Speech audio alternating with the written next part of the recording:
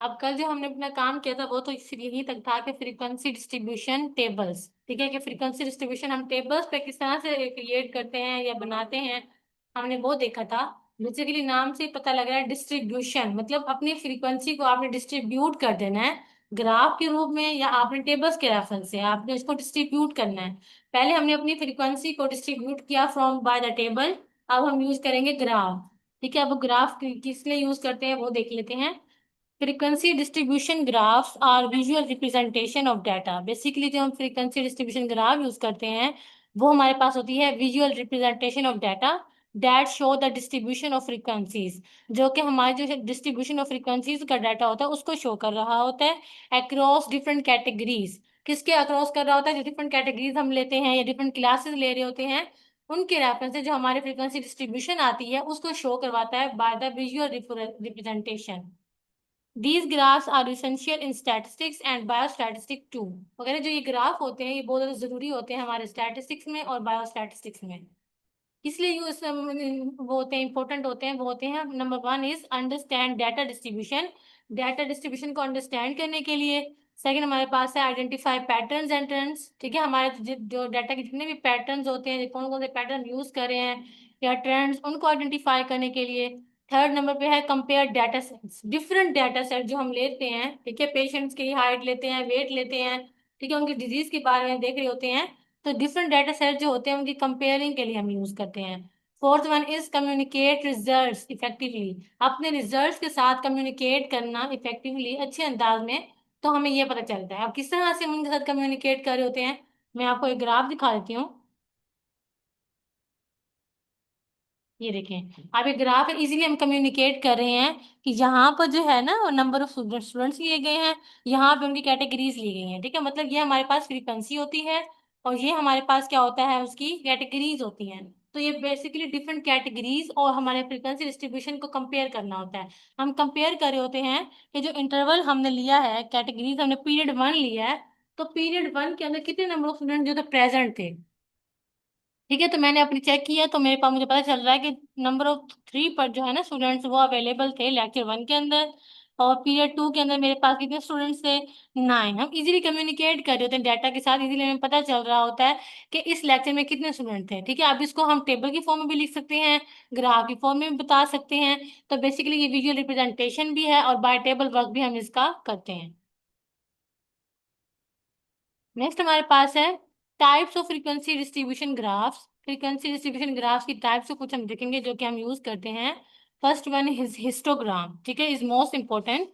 ये हमारे पास क्या होता है, ग्राफिकल रिप्रेजेंटेशन है basically of a frequency distribution. Frequency distribution की where the X axis represent the classes और कैटेगरीज। जो हमारा एक्स एक्सिस होता है वो हमारी क्लासेस और कैटेगरीज को जो है ना वो रिप्रेजेंट कर रहा होता है। And the Y axis represent the frequency. और जो वाई एक्सिस हमारा होता है वो किसको रिप्रेजेंट कर रहा होता है? हमारी फ्रीक्वेंसी को रिप्रेजेंट कर रहा होता है। जैसे मैंने आपको अभी बताया है कि हमारे पास जो ये एक्स होता है ये सारी कैटेगरीज को शो करवाता है और जो हमारे पास वाई होता है वो हमारी फ्रीक्वेंसीज को शो करवा रहा होता है। नेक्स्ट हमारे पास है bar charts. A bar graph that use bar to represent. ठीक है, बार ग्राफ में क्या है, हम बार्स बनाते हैं जो कि क्या रिप्रेजेंट करते हैं, the frequency of each category. ठीक है, ईच कैटेगरी की जो फ्रीक्वेंसी होती है उसको शो करवा रहे होते हैं। ये बेसिकली बार चार्ट ही बना हुआ है। ठीक है, इसके अंदर हम क्या बना रहे होते हैं, इन्हें हम बार्स कहते हैं। बार्स बनाते हैं जो कि हमारी फ्रीक्वेंसीज को शो करवा रहे होते हैं और हमारी डिफरेंट कैटेगरीज को शो करवा रहे होते हैं। नेक्स्ट हमारे पास है पाई चार्ट्स। सर्कुलर ग्राफ, ये हमारे पास क्या होता है, एक सर्कुलर ग्राफ होता है जो कि सर्कुलर की शेप में होता है, एक सर्कुलर ग्राफ है। A circular graph that shows how different categories contribute to the whole data set.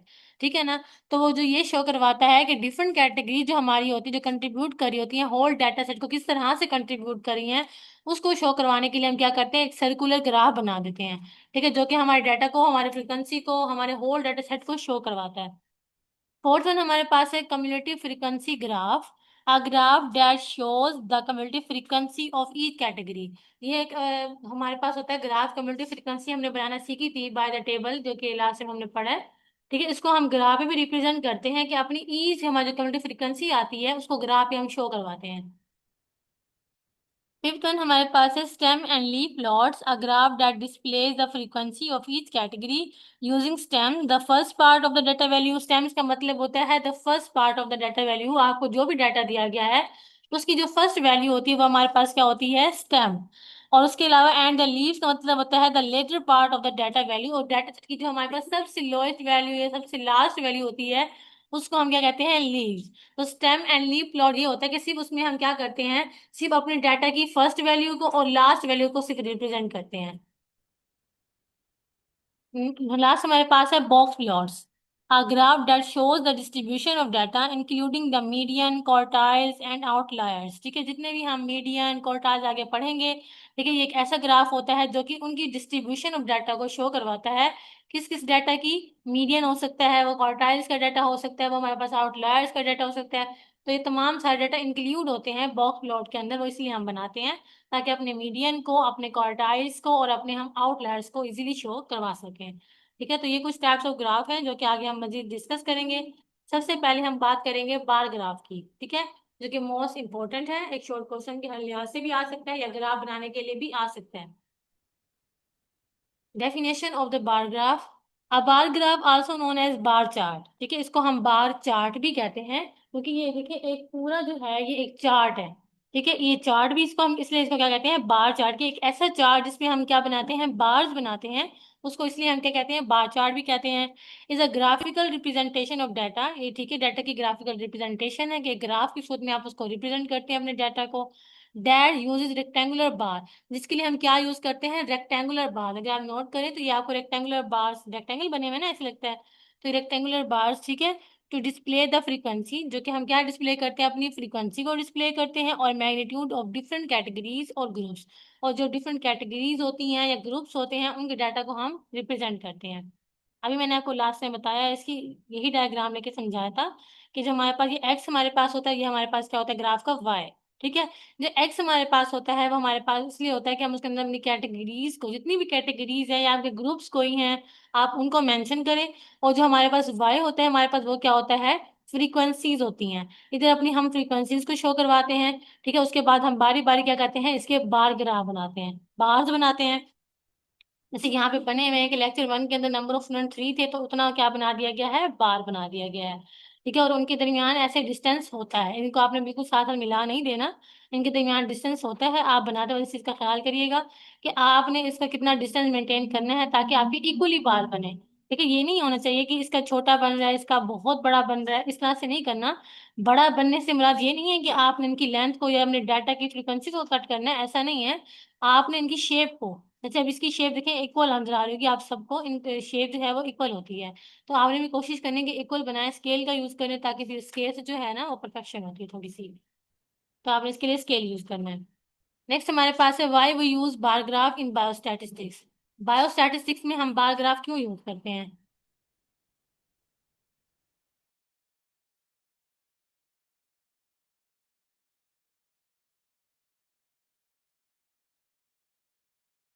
Bar graph are widely use in biostatistics for the following reasons. कुछ रीजंस हैं जिसकी वजह से हम बार ग्राफ जो है वो मोस्ट इंपॉर्टेंट यूज करते हैं। फर्स्ट वन हमारे पास है कंपेयरिंग कैटेगोरिकल डाटा। ठीक है, कि अपने कैटेगोरिकल डाटा को हम क्या करते हैं, कंपेयर करते हैं। Bar graph help compare the frequency और प्रोपोर्शन ऑफ डिफरेंट कैटेगरीज। ठीक है, बार ग्राफ जो है वो हमारी हेल्प करते हैं ताकि हम कंपेयर कर सकें फ्रीक्वेंसी को और प्रोपोर्शन को डिफरेंट कैटेगरीज के साथ। ऐसे ही है ना, अभी मैंने लास्ट टाइम आपको इसकी डायग्राम से समझाया है कि हम क्या करते हैं, फ्रीक्वेंसी को डिफरेंट कैटेगरीज के साथ हम कंपेयर कर रहे होते हैं। Such as disease prevalence, treatment outcomes, के ट्रीटमेंट के आउटकम्स क्या आ रहे हैं, गुड, बेटर गुड, या फिर अच्छे नहीं आ रहे हैं, सीवियर आ रहे हैं, मॉडरेट आ रहे हैं, इस तरह के आउटकम्स। और डेमोग्राफिक करेक्टरिस्टिक्स, और डेमोग्राफिक करेक्टरिस्टिक्स भी आ सकती हैं। कैटेगोरिकल डाटा का मतलब ये होता है कि आप कैटेगोरिकल जो लफ्ज है वो निकला है कैटेगरीज से। आप कैटेगरीज, वही बात आ गई है कि आपने किस तरह से कैटेगरीज बनानी है। और वो आपको फॉर एग्जांपल दे रहे हैं, जैसे डिजीज प्रीविलेंस आ रहा है, ट्रीटमेंट आउटकम्स आ रहे हैं, या डेमोग्राफिक करेक्टरिस्टिक्स आ रही हैं। तो इसके लिए हम क्या करते हैं, लेते हैं अपना डाटा कैटेगोरिकल, कि इसके अंदर हम कैटेगरीज बना सकते हैं अपने डिफरेंट। सेकंड हमारे पास जो है वो है visualizing discrete data. Discrete data को हम विजुअलाइज कर सकते हैं। Bar graph are suitable for displaying discrete data, ठीक है, सच एज काउंट्स और फ्रीक्वेंसीज, ठीक है। हम इसके अंदर डिस्क्रीट डाटा यूज करते हैं। डिस्क्रीट डाटा जो होता है वो हमारे पास नंबर्स की फॉर्म में होता है, जैसे 2 3 4 5 6, ठीक है। नंबर्स हमारे पास जो भी हैं वो हमारे पास सारा क्या होता है, डिस्क्रीट डाटा होता है। अब देखिए हम यहाँ पे डिस्क्रीट डाटा यूज कर रहे हैं ना, नंबर्स यूज कर रहे हैं, और जो हम बार ग्राफ बना रहे हैं उसके ऊपर भी हम यहाँ मेंशन करते हैं 3। जैसे अब यहाँ पे 9 पे शो है तो इसको मैं यहाँ पे 9 लिखूंगी। इसी तरह नेक्स्ट पे मैं यहाँ पे शो हो रहा है 6, तो मैं यहाँ 6 मेंशन करूंगी। तो हम क्या कर रहे थे, डिस्क्रीट डाटा के लिए ले रहे होते हैं, जिससे हम नंबर ऑफ बार जो हैं वो अपने वो बना रहे थे, डिस्क्रीट फॉर्म बना रहे होते हैं, such as counts or frequencies, making it easy to identify patterns and trends. Third हमारे पास है कम्युनिकेटिंग कॉम्प्लेक्स डाटा, ठीक है। कॉम्प्लेक्स डाटा का मतलब क्या है कि जो डाटा के अंदर एरर्स आ जाते हैं या कॉम्प्लेक्शन आ जाती है डाटा के अंदर, उससे इजीली हम कम्युनिकेट कर सकते हैं। Bar graph provide a clear and concise visual representation of data, making it easier to communicate complex findings to non technical audiences। जो नॉन टेक्निकल ऑडियंसेस का मतलब यहाँ पर ये है कि आप कुछ ऐसा होता है ना कि आप जाके खुद जाके सर्वेस कर रहे होते हैं, डाटा कलेक्ट कर रहे होते हैं, तो उसके इतने चांसेस नहीं होते। वो हमारे पास क्या होता है, टेक्निकल ऑडियंस होती है, जो कि आप खुद जाकर डाटा कलेक्ट कर रहे होते हैं, उनसे इंफॉर्मेशन लेकर आप डाटा अपना एंटर करते हैं, उसके बाद आपके पास वो क्या होती है, करेक्ट इन्फॉर्मेशन होती है। अब बाय चांस जैसे हम कोई क्वेश्चन करते हैं, हम गूगल से या कहीं से भी हम मटेरियल ले लेते हैं, कोई क्वेश्चन कोई डाटा ले लेते हैं, तो उसके अंदर क्या है, एरर के चांसेस आते हैं। अगर तो हमें ये बता रहा है कि पंजाब हॉस्पिटल में पेशेंट्स, नंबर ऑफ पेशेंट जो हैं वो 100 है, ठीक है, पर टुडे, टुडे के लिहाज से हम डेली देख रहे हैं कि डेली के जितने पेशेंट वहां आते हैं वो 100 पेशेंट्स हैं। वो हम सिर्फ क्या गूगल की हेल्प ले रहे हैं, गूगल हमें बता रहा है कि वहाँ 100 पेशेंट्स आते हैं, लेकिन हम तो प्रीटी श्योर नहीं है ना कि वहाँ 100 पेशेंट आते हैं या नहीं आते, उससे ज्यादा भी आ सकते हैं या 100 से कम भी आ सकते हैं, ठीक है। अगर वो पर डे के लिहाज से कह रहा है, तो हमारे पास नॉन टेक्निकल ऑडियंसेस यही होती हैं कि आप खुद नहीं जाते, आप कहीं से भी डाटा उसका पिक कर लेते हैं और उसका बार ग्राफ बनाना शुरू कर देते हैं, तो फिर एरर के चांसेस आ जाते हैं, ठीक है। जब हमारे पास डाटा लार्ज हो जाता है, बहुत लेंथ फॉर्म में होता है, तो फिर ज्यादा हमारे पास चांसेस आते हैं कि आपके पास कॉम्प्लेक्शन हो जाए डाटा की, ठीक है। तो टेक्निकल ऑडियंस यही होती है कि जब आप खुद जाके चेक कर रहे हैं कि इतने पेशेंट डेली आ रहे हैं, इतने डेली बेसिस पे आ रहे हैं, किस तरह से आ रहे हैं, कौन सी डिजीज के पेशेंट ज्यादा आ रहे हैं, तो फिर आप इतनी श्योर होते हैं कि हाँ जी हमने खुद इसको चेक किया है। तो वो हमारे पास क्या होता है, टेक्निकल ऑडियंसेस होता है। ये हमारे पास नॉन टेक्निकल ऑडियंसेस है कि जब हम मिसलीडिंग डाटा ले लेते हैं, हमें डाटा का कोई कॉन्सेप्ट ही नहीं है कि हम क्या ले रहे हैं, तो फिर एरर के चांसेस भी आते हैं, कॉम्प्लेक्शन ऑफ डाटा भी इंक्लूड होती है, और इजीली हम उससे कम्युनिकेट नहीं कर सकते हैं। फोर्थ वन हमारे पास है आइडेंटिफाइंग डिफरेंसेस, ठीक है। जो डाटा के दरमियान डिफरेंसेस आ रहे होते हैं उनको आप आइडेंटिफाई कर सकते हैं।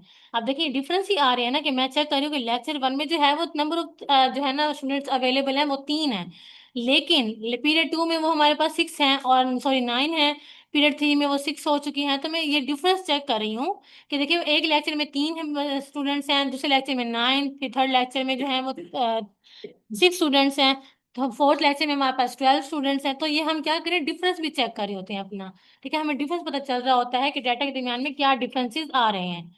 तो identifying differences, bar graph help identify differences between groups, ठीक है। डिफरेंट ग्रुप्स के दरमियान में क्या डिफरेंस है, such as the effectiveness of different treatments और the prevalence of disease in different populations, ठीक है। तो हमारे पास जो डाटा के दरमियान डिफरेंस आ रहे होते हैं उनको हम इजीली क्या कर सकते हैं, आइडेंटिफाई कर सकते हैं, चेक कर सकते हैं। अब यहाँ पे बार ग्राफ की एक और आपको एग्जांपल दी हुई है, आप देखें। आपको क्वेश्चन में ना इंटरवल भी दिए जाएंगे और आपको फ्रीक्वेंसी भी दी जाएगी, ठीक है। या लास्ट टाइम जो आपने क्वेश्चन किया है, आप उसी पे प्रैक्टिस अपनी कर सकते हैं। जो आपने इंटरवल बनाए हैं और जो आपने अपना फ्रीक्वेंसी का कॉलम बनाया है, उसका आप बार ग्राफ बना के मुझे दिखाइएगा, ठीक है। जैसे अब यहाँ पे डाटा दिया गया है, ये पे इंटरवल बनाए गए हैं, उसके अलावा ये फ्रीक्वेंसी दी गई है। फ्रीक्वेंसी जो है आप वो लास्ट में जो है वो 0 से शुरू करें, ठीक है, अपना एक इंडिविजुअल रखें, ठीक है।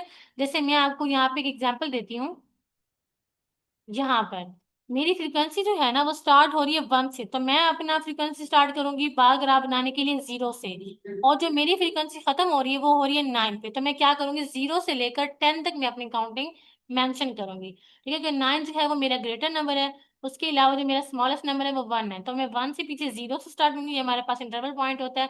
उसके अलावा मैं इसको 10 तक, जैसे यहाँ पे उन्होंने लिया, मैं भी ऐसे ही बनाऊंगी, ठीक है, उसके दरमियान अपने नीचे अपने इंटरवल लिख लूंगी जितने मैंने बनाए हैं, इक्वल गैप देकर।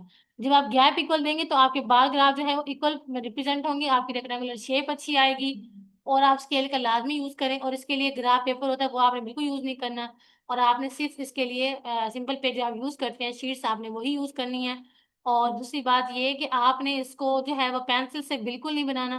तो पेपर में जो है ना इसके नंबर जो कटिंग होते हैं, कट हो जाते हैं अगर आप पेंसिल से बनाते हैं। आपने इसकी पेन से कोशिश करनी है या मार्कर से, जिस तरह से आपको इजी लगे आप वैसे ही कर सकते हैं। और बाकी बात रह गई कि बार ग्राफ को फिल करने की, कहने से इसको फिल कर दिया जाए, वो आपकी अपनी मर्जी होती है, वरना कोई जरूरी नहीं है। ठीक है।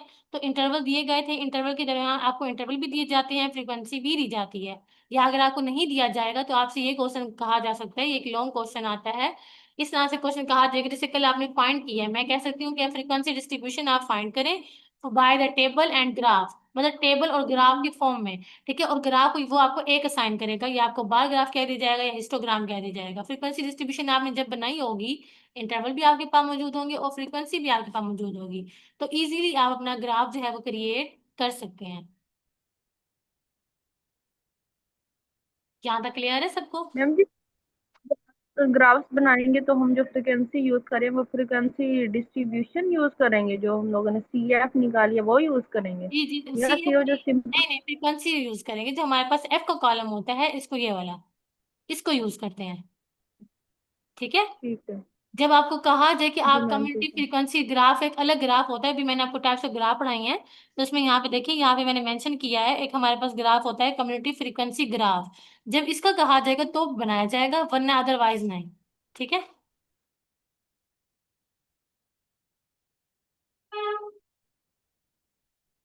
जी मैम ठीक है। ओके। हिस्टोग्राम में मैं पढ़ाना चाह रही हूँ कि ये जो है ना सिमिलर है बार ग्राफ। मैम जी जैसे हमारे पास न्यूमेरिकल आता है पेपर में, क्वेश्चन आता है, तो न्यूमेरिकल और साथ में थ्योरी दोनों मतलब ए बी पार्ट होते हैं।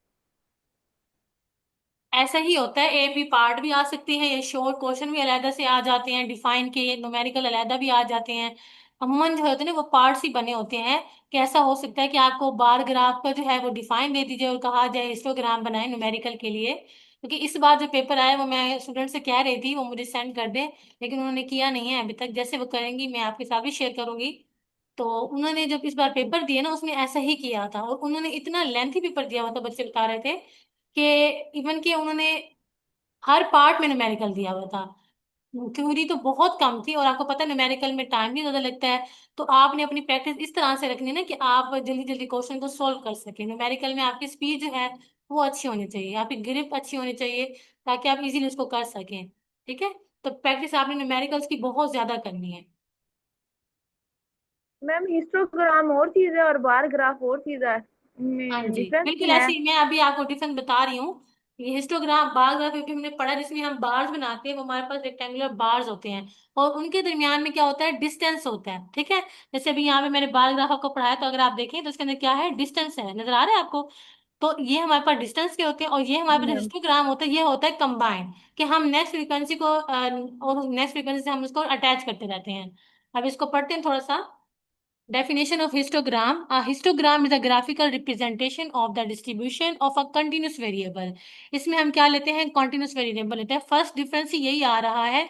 उसमें हम क्या ले लेते हैं, discrete variable लेते हैं, इसमें हम continuous variable ले रहे होते हैं। ठीक है। of showing the frequency or density of data points within specific range और bins।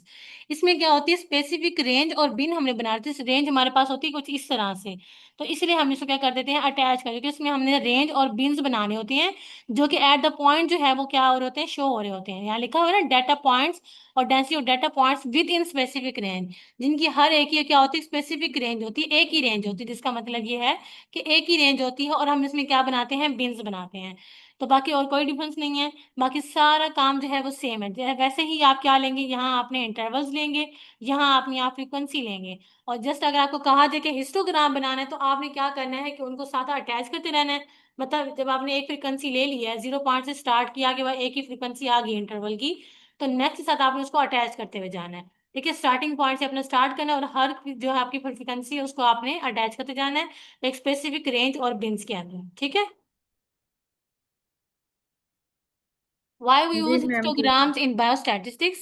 फर्स्ट वन हमारे पास है डाटा एक्सप्लोरेशन। डाटा को एक्सप्लोर करने के लिए हम यूज करते हैं histogram. Histogram help understand the distribution of data, identifying patterns and outliers. वो मैंने आपको नाम से ही बता दिया था कि वो नाम से ही पता चल रहा है कि डाटा को एक्सप्लोर करना है आपने, ठीक है। सेकंड वही बात आ गई डाटा विजुअलाइजेशन की, कि इसके अंदर हम अपने डाटा को क्या करे होते हैं, विजुअलाइज करे होते हैं, ठीक है, एक ग्राफ की सूरत में, हम उसको विजुअलाइजेशन कहते हैं। थर्ड हमारे पास है स्टैटिस्टिकल एनालिसिस, ठीक है, हम अपने स्टैटिस्टिकल एनालिसिस कर रहे होते हैं। Histogram are use in statistical analysis such as hypothesis testing and confidence intervals, ठीक है। आगे जाके ये आप अपना ब्रीफली एक्सप्लेन से पढ़ेंगे तो आपको चीजें सारी क्लियर हो जाएंगी। वो कह रहे हैं हाइपोथेसिस टेस्टिंग के लिए और कॉन्फिडेंस इंटरवल के लिए ये हमारे पास क्या होती है, स्टैटिस्टिकल एनालिसिस होते हैं। जब हम एनालिसिस का अपना वर्क स्टार्ट करेंगे ना, अभी तो हम डिस्पर्शन, सेंट्रल टेंडेंसी इसके बारे में पढ़ेंगे। तो आगे जाके जब हम अपना स्टैटिस्टिकल एनालिसिस पे जाएंगे तो हम वहाँ पे हाइपोथेसिस टेस्टिंग, कॉन्फिडेंस इंटरवल्स, इन सबको रीड आउट करेंगे, पढ़ेंगे, स्टडी करेंगे इनके हवाले से। तो वो क्या कह रहे हैं कि स्टैटिस्टिकल एनालिसिस में भी आप क्या करते हैं, हिस्टोग्राम का यूज कर सकते हैं। जब हाइपोथेसिस टेस्टिंग करते हैं आप, उसका भी आप ग्राफ बना सकते हैं, कॉन्फिडेंस इंटरवल का भी आप बना सकते हैं ग्राफ, हिस्टोग्राम, ठीक है। फोर्थ वन हमारे पास है आइडेंटिफाइंग डिस्ट्रीब्यूशन।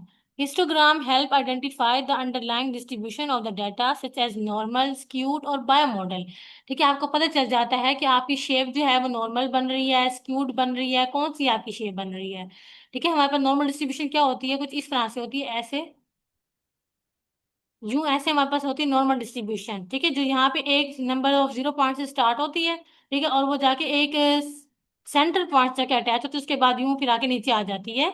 तो ये हमारे पास क्या होता है, एक नॉर्मल कर्व होती है, हमारी नॉर्मल डिस्ट्रीब्यूशन इस तरह से होती है, ठीक है। तो इसकी आपने शेप का भी आप कहते हैं अंदाजा लगा सकते हैं कि सिमेट्रिक है, नॉर्मल है, लेफ्ट स्क्यूड है, राइट स्क्यूड है, किस तरह से है, ठीक है। वो तो आपको शेप से पता चलता है ना, आपकी फ्रीक्वेंसी से पता चलता है कि आपकी, अगर फर्स्ट एग्जाम्पल आपकी फ्रीक्वेंसी इस तरह से हो कि फर्स्ट जो आपका इंटरवल है वही आपका यहाँ पे 5 पे जा रहा हो, तो ये आपकी क्या हो जाएगी, लार्जेस्ट हो जाएगी, ठीक है। फिर नेक्स्ट अगर स्मॉल होगी तो आपकी क्या होगी, लेफ्ट स्क्यूड होगी, ठीक है, कि आपकी लेफ्ट स्क्यूड जा रही है। स्टार्टिंग आपको क्या आ गया है, ग्रेटर आ गया है। अब यहाँ भी देखो तो यहाँ भी मेरे पास स्मॉल नंबर है, यहाँ भी स्मॉल, दरमियान में जो है ये हमारे पास हाईएस्ट हमारे पास है। तो ये जो है बेसिकली नॉर्मल को डिस्ट्रीब्यूट करे, नॉर्मल को शो करवा रहा है कि ये हमारे पास नॉर्मल शेप है, ठीक है। तो ये हमारे पास इसलिए यहाँ बताया जा रहा है आपको, ये हमारे पास आइडेंटिफाइंग डिस्ट्रीब्यूशन हम किस तरह से कर सकते हैं, कि कौन सी डिस्ट्रीब्यूशन है, किस तरह से हमें उसका आइडेंटिफाई करना है, ये हमने देखना था। नेक्स्ट यहाँ पर आपको दी हुई एग्जांपल एक और दी हुई है। अगर आप देखें यहाँ पर आप क्या कर सकते हैं, हाइट, वेट वगैरह भी आप ले सकते हैं इसके अंदर, क्योंकि हमने यहाँ पे बात की थी ना कंटिन्यूस डाटा की। डिस्क्रीट के अंदर हमने पहले बात की थी तो उसके अंदर हम क्या ले रहे थे, इंटरवल्स ले रहे थे, ठीक है, इंटरवल्स ले रहे थे। और अगर हम बात करते हैं ना हिस्टोग्राम की, तो उसके लिए पता है हम क्या चूज करते हैं, उसका हाइट और वेट चूज करते हैं। अगर आपको इंटरवल्स के लिए कह दिया जाए और कहा कह दीजिए कि हिस्टोग्राम बनाए, फिर आप पता है किस तरह से लिखते हैं, आप लिखते हैं जस्ट इसका जो हमारे पास हाईएस्ट, हमारे पास जो हाथ होती है ना इंटरवल्स होते हैं, इनको हम लेते हैं। ये जो हमारे 79 आ रहा है, 92, 105, फिर हम पूरा इंटरवल नहीं लेंगे, पूरा इंटरवल हम लेंगे बार ग्राफ के लिए, ठीक है। हम जो हिस्टोग्राम के लिए लेते हैं वो सिर्फ हम ना हाइट, वेट, इस तरह की डाटा लेते हैं। उसके लिए आपको प्रॉपर डाटा दिया जाएगा, क्योंकि हमारे पास हमने पहले ही डिफाइन में इसका पढ़ लिया था कि जो हमारे पास हिस्टोग्राम होता है वो क्या होता है, कंटिन्यूस डाटा होता है। कंटिन्यूस का मतलब क्या होता है, जो कि चलता रहा है, ठीक है। जैसे अब हाइट है और वेट है, ठीक है, वेट इंक्रीज और डिक्रीज होता रहता है, एक डिस्क्रीट फॉर्म में नहीं है। जैसे मैं आप अंदाजा लगा सकते हो कि मेरी क्लास में इस वक्त जो टोटल नंबर ऑफ स्टूडेंट्स हैं वो है मेरे पास 3, ठीक है। तो 3 मेरे पास क्या है, एक डिस्क्रीट नंबर है जो कि मुझे पता है, ठीक है। तो अब मैं जब तक अप्रूवल नहीं दूंगी क्लास के लिए, कोई और तो क्लास ज्वाइन नहीं कर सकता है ना। लेकिन अगर मैं फॉर एग्जांपल कोई लिमिट नहीं लगाती, तो फिर मुझे अंदाजा नहीं है कितने स्टूडेंट ज्वाइन करते हैं या नहीं करते हैं, तो ये एक इजी हम नंबर ऑफ सिलेक्ट कर सकते हैं। लेकिन हाइट और वेट जो होता है ना वो इंक्रीज होता रहता है। अब जैसे वेट हमारा कभी इंक्रीज होता रहता है, कभी डिक्रीज होता रहता है। तो इसलिए ये हमारे पास क्या है, कॉन्टिन्यूस वेरिएबल है। पहले चीजें मैं आपको ब्रीफली पढ़ा चुकी हूँ ये नंबर 1 में, तो आपको मुझे लगता है क्लियर होंगी। लेकिन फिर भी यहाँ क्लियर करना जरूरी था कि हिस्टोग्राम के अंदर हम क्या करते हैं, कंटिन्यूस डाटा ले रहे होते हैं, जो कि इंक्रीज और डिक्रीज होता रहता है, नॉट स्टॉपिंग नहीं है वो। लेकिन डिस्क्रीट में क्या होता है, वो हमें नंबर ऑफ वेरिएबल्स का अच्छे तरीके से पता होता है, ठीक है, हम उसको वो लेते हैं। अब कंटिन्यूस की बात की गई थी, इसलिए यहाँ पे देखिए हाइट का डाटा लिया गया है, यहाँ पे सेम फ्रीक्वेंसी आएगी। लेकिन यहाँ पे जहाँ हम इंटरवल्स ले रहे थे, यहाँ पे क्या आ जाएगा, हाइट, वेट का डाटा आ जाएगा। यहाँ में पेशेंट्स की डिजीज के बारे में बता दिया जाएगा। तो उसके अंदर क्या था, हम कैटेगरीज बना देते हैं, कैटेगरीज की बात की गई थी, डिस्क्रीट की बात की गई थी, इसलिए हम इंटरवल्स ही ले लेते थे। अब यहाँ पर हम बात करें कंटिन्यूस डाटा की, इसलिए हमारे पास हाइट या वेट कुछ भी आ सकते हैं। ठीक है, और आपको क्वेश्चन में हमेशा बताया जाएगा कि क्या फाइंड करना है, और आपको उसके अकॉर्डिंग डाटा भी दिया जाएगा। अब यहाँ पे एक डिफरेंस है between bar chart and histogram, इस तरह का एक शॉर्ट क्वेश्चन भी आ सकता है, इसको हम देख लेते हैं। बार चार्ट में हम क्या यूज करते हैं, डिस्क्रीट डाटा, अभी हम वही बात क्लियर कर रहे थे, ठीक है। और नीचे अगर आप देखें, हिस्टोग्राम में हम यूज करते हैं कॉन्टिन्यूस डाटा, ये चीजें मैंने आपको अभी क्लियर कर दी हैं। डिस्क्रीट डाटा में हम कैटेगरीज बनाते हैं, इसलिए उसके कहते हैं डिस्क्रीट डाटा भी कहा जाता है। कॉन्टिन्यूस के अंदर क्या होता है, हमारे पास कॉन्टिन्यूस डाटा होता है, नॉन स्टॉपिंग, ठीक है। उसके अगर हम बात करें सेकंड, इसका डिफरेंस जो होता है वो है सेपरेट बार, उसके जो बार्स होते हैं वो क्या होते हैं, सेपरेट। ठीक है, जो मैंने अभी आपको बताया था, उसके दरमियान में क्या होता है, डिस्टेंस होता है, हर एक बार क्या होता है, सेपरेट होता है। और नीचे अगर हम बात करें इसके डिफरेंस की, हिस्टोग्राम की, वो हमारे पास है एडजेसेंट बार्स की, इसके अंदर बार जो हमारे होते हैं वो क्या होते हैं, कनेक्ट होते हैं आपस में, ज्वाइंट हुए होते हैं, तो इसलिए हम क्या कहते हैं, इसको एडजेसेंट बार भी कहते हैं। उसके अलावा थर्ड इसका डिफरेंस है गैप्स बिटवीन बार्स, के बार्स के दरमियान में डिफरेंट गैप्स होते हैं। और हमारे पास बार विड्थ है, इसकी हम लें, the width of the bar represent the range of values और बिन्स। ठीक है, जो हमारे बार की जो विड्थ होती है, विड्थ से मुराद जी है ये वाली, ये जो हमारी विड्थ होती है ना, हमें पता चल रहा होता है कि ये जो है डाटा ये 10 पे शो करवाया गया है, ये जो है वो 8 पे लिया गया, इसकी फ्रीक्वेंसी 8 थी, तो जो वो कह रहा है ये जो हमारे पास होता है ये हमारे किसको शो करवा रहा होता है, रेंज, हमारी डाटा की रेंज का बता रहा होता है। रेंज के बारे में तो पता चल रहा होगा ना आपको, रेंज के नाम जो पता लग रहा होगा कि क्या रेंज है उसकी, इसके बारे में बता रहा होता है। उसके अलावा यहाँ पे एक और लिखा हुआ है bar width, the width of the bar has no specific meaning.